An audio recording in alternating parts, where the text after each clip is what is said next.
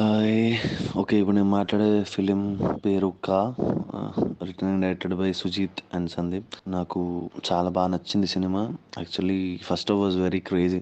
అసలు ఏం జరుగుతుంది, ఎక్కడికి వెళ్తుంది, అసలు మేము ఎందుకు వచ్చాము ఇక్కడికి అన్న ఫీల్ వచ్చింది ఇంటర్వెల్ వరకు. But second half totally change that film.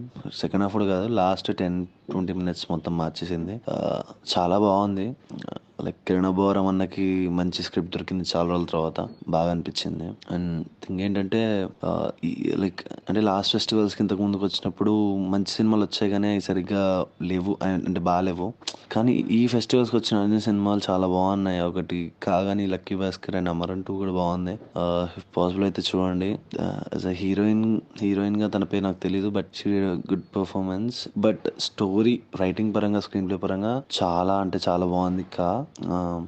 Like ఆ క్లైమాక్స్ చూసినప్పుడైతే నా మైండ్ బ్లోన్ అయిపోయింది.